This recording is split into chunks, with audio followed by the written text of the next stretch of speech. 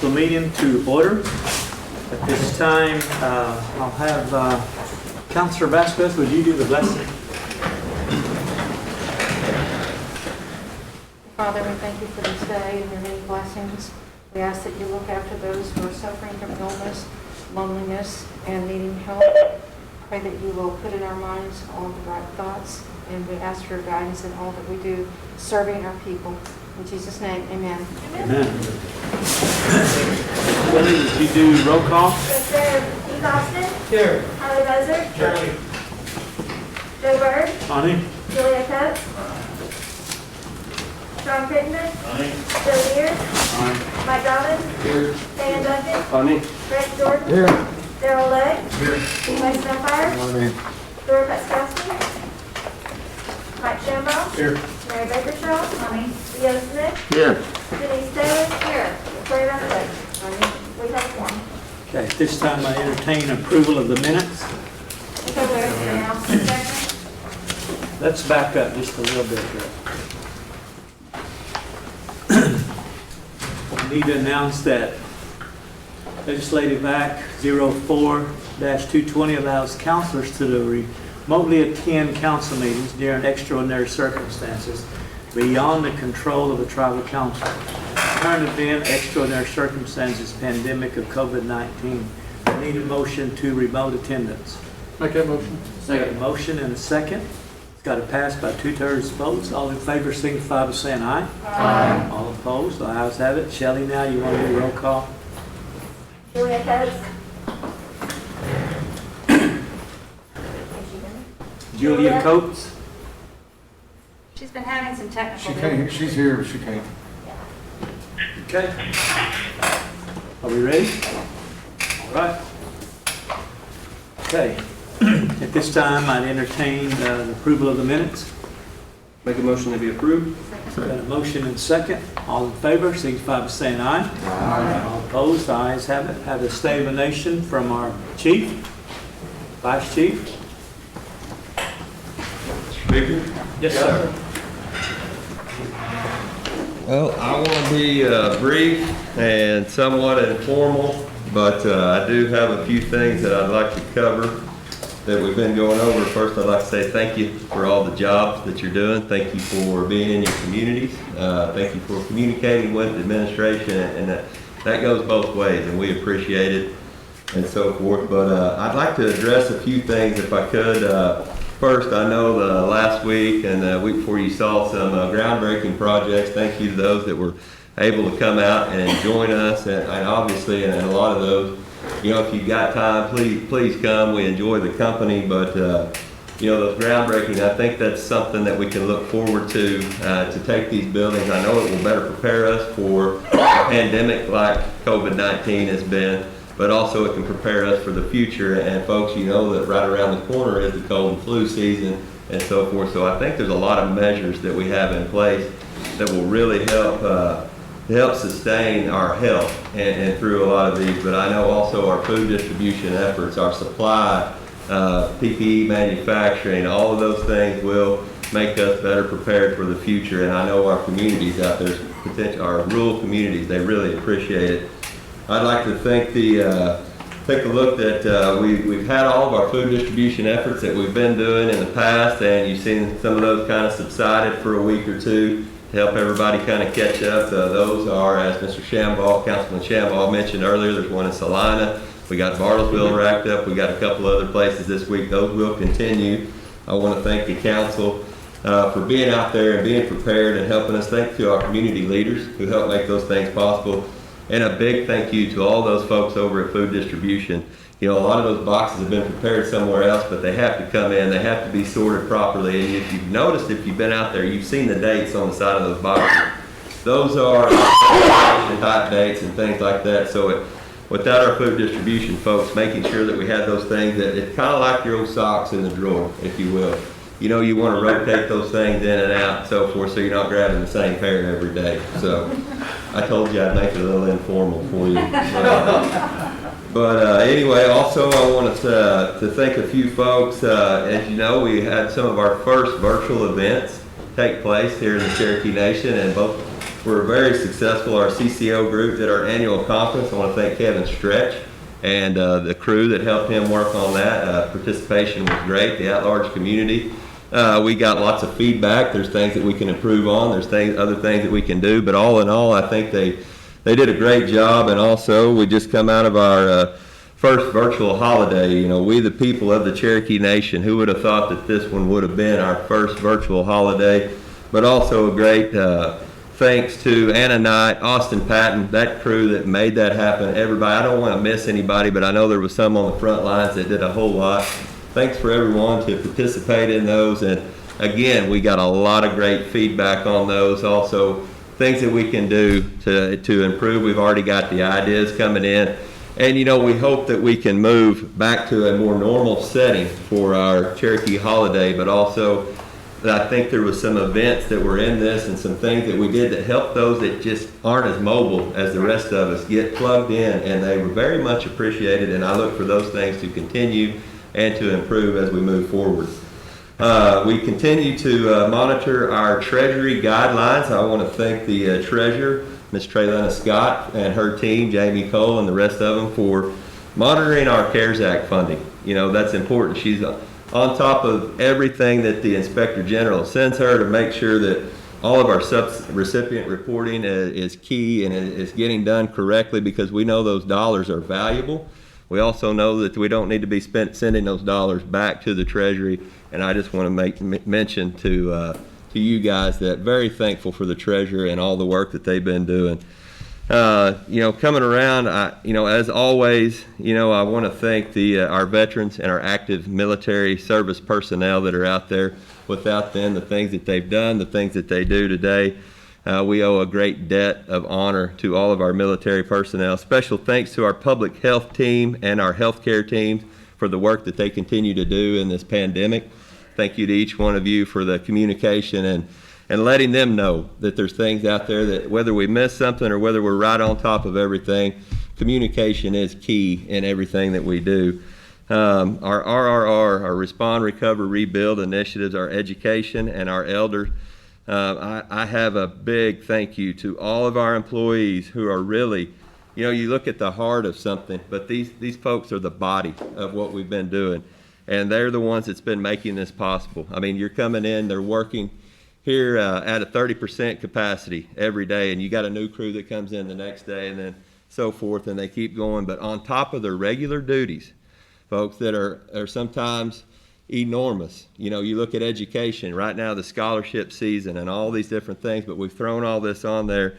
If you see those folks walking around, just, you know, tell them thank you. The ones that, you know, even, and if you only know the executive directors and some of the other, they know the ones that need to go out there and hear this. It helps if we hear these things. A group, a lot of times it gets left out. I want to thank the IT people, the IT folks, career services, food distribution, all of those, just letting you know that right now in this time, we can't be thankful enough for our blessings. We are truly blessed to be a blessing, and I think that's one of the most important things we do. And lastly, if you would, all of us know somebody that's been affected by COVID-19 or has just passed on, and it was time for our Creator to call them home. So if I could have a moment of silence for those who have passed since our last meeting.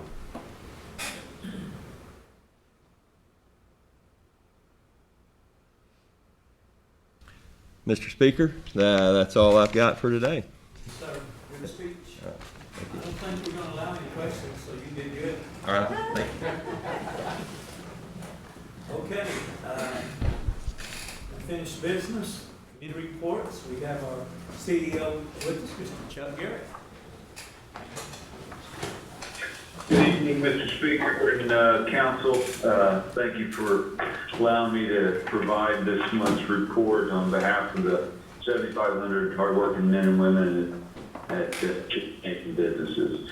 As I reported in the E&F committee, I guess a week ago, on the July financial figures, which have been previously sent to you in the E&F report. I won't elaborate greatly on those. However, as you know, we're still in the process of recovering from the closure of our venues. promising news that I like the trends we're seeing in August and September. I think you'll be pleased when you get your August numbers, which I'll be reporting on at next week's E and F committee. I see a lot of good trends, a lot of things to be excited about. We're continuing to adhere to our responsible hospitality program that we put in place with complying with the executive order of Chief Hoskin, but also adopting best practices across the gaming industry and in surrounding forces. So we're, continuing to screen our employees and screen our patrons as they enter the facilities, and of course masking requirements.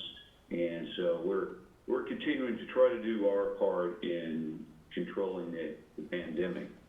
Outside of our gaming business, our federal contracting business, as I mentioned at our committee meeting last week, is having a record year. They had a tremendous month. We're working hard to finish out the fiscal year with the contract wins. We don't know quite where that's going to play out. It's always a fight to the finish, which of course will be at the end of the month. And we have some really good momentum and some good contracts in our sites. So real proud of the efforts that team has been providing us. A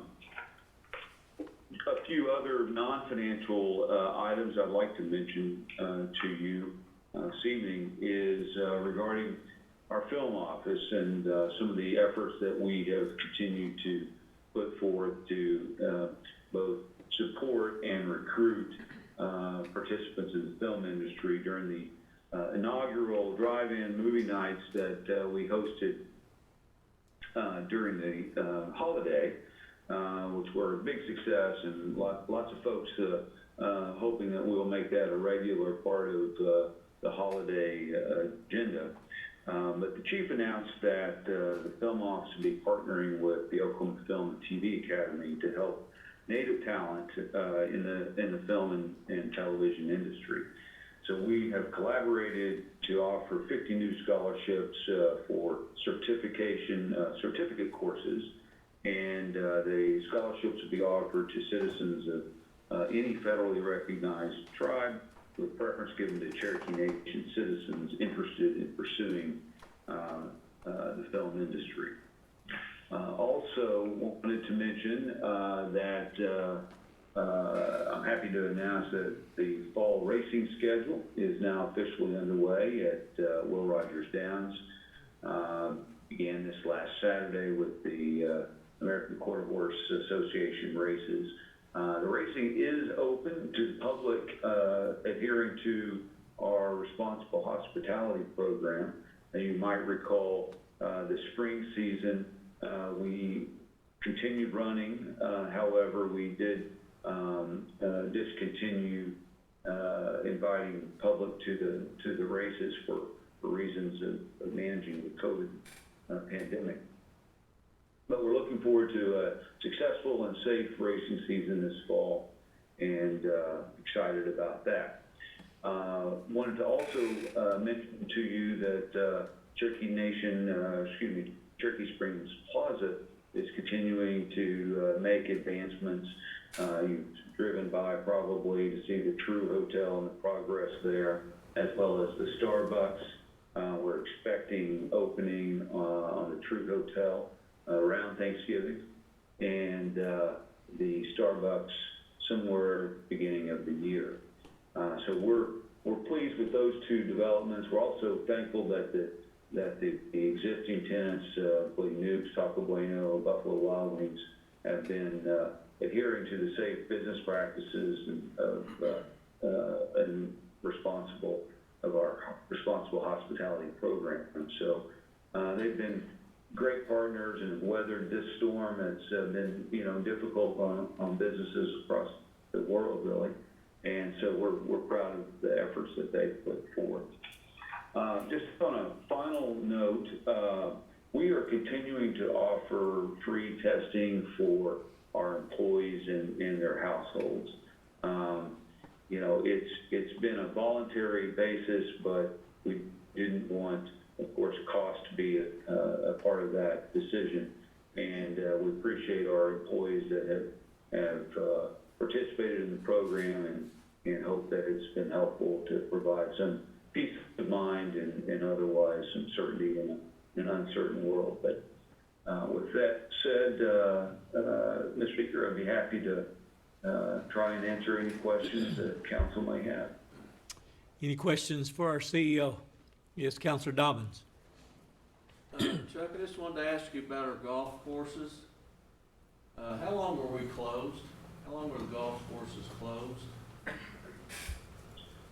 We were closed roughly 10 weeks. As you might remember, we were able to open up the golf courses just slightly before we opened up some of the other venues. And just on that note, Counselor, I am told, and I don't have the figures in front of me, but I'm told that, and I see by my own observations that our courses are serving a lot of people right now, and there's I think a bright spot in a lot of our guests too that have enjoyed playing. But the courses are in good shape according to Councilor Deere, and I think we're doing pretty well. Well, I just wanted to make sure that we were maximizing our revenue. I don't golf much anymore, but I understand we don't allow fivesomes on our course, and other public courses do. And so that eliminates a certain clientele that likes to golf in fivesomes. That make sense? I'll mention that to the management team. I am not a golfer either, so I wasn't sure that how many people that affect, but I'll certainly mention that. We want to remain competitive and try to keep our courses in good shape, of course, and run well-managed venue there. But I'll certainly mention that. And if there's any other concerns any of you have on the courses, please let me know either now or later. But I want to make sure that you're proud of what we do there. Anybody else? Yes, Councilor Baker. Sean, any other news, please, on Arkansas? Sure. As I mentioned, I think in last month's meeting, we are at this point in the next phase of our strategy there is almost purely litigation. And we have two litigation in two different venues, one in a circuit court and one in the Arkansas Supreme Court, litigating basically an appeal of the Racing Commission's decision in light of the expert's opinion, in light of other facts that we believe underscore our superior applications. And Councilor, that will most likely be the continued status of this for several months. I don't have a good time frame. Those are, depends on dockets of the courts and some other strategic decisions. But we're just pursuing our appeal in the courts. Thank you. Thank you. Anybody else for our CEO? So our revenue is beginning to pick back up, 50% maybe. We're seeing some really good trends, and it's not evenly across the portfolio, but some really encouraging spots that I think we'll all be very happy about. And it's a lot of it's competition too, and we're doing the right thing as we committed to in our responsible hospitality program. as in support of the chief's mandate and doing right by our employees. You know, I mean, this is not just about, you know, dollars and cents at all costs. It's of course, as we all know, it's a balance between what's good for our employees and our patrons, but also to optimize our financial returns. And you know, there are some of our competitors, particularly in the Tulsa market. In fact, all of our competitors in the Tulsa market have a different approach to the safety protocols, and you know, some people just prefer an easier, you know, I'm talking about the patrons now, you know, a less restrictive environment maybe, but you know, we're trying to hold the line, and I think we'll be rewarded for that in the long run. Good report. Anybody else? Thank you, Mr. CEO. I always appreciate your words. Have a good evening. Thank you. Appreciate the opportunity. Thank you all. Okay. Old business, none pending. New business, none pending. Any announcements to my right? Yes, Councilor Duncan. I didn't know a really appropriate time during committee, but I just want to give a shout out and thank the mail room. I was talking with Trish Gifford the other day, and when I worked here, I knew all the work they did there, but you know, they were mailing out the education information, elder information, and there's a lot that goes into those mail outs, and they got a really good staff out there. So Chief of Staff, please let them know they are appreciated. Those are some good ladies in there, and they're doing a great job. Anybody else? Councilor Austin.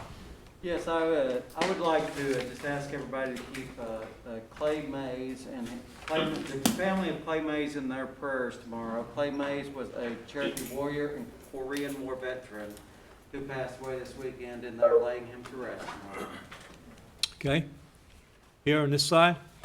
Yes, Councilor Critton. You know, family, they're giving food out, old Walmart building, 4 o'clock, still well away. We need it. Thank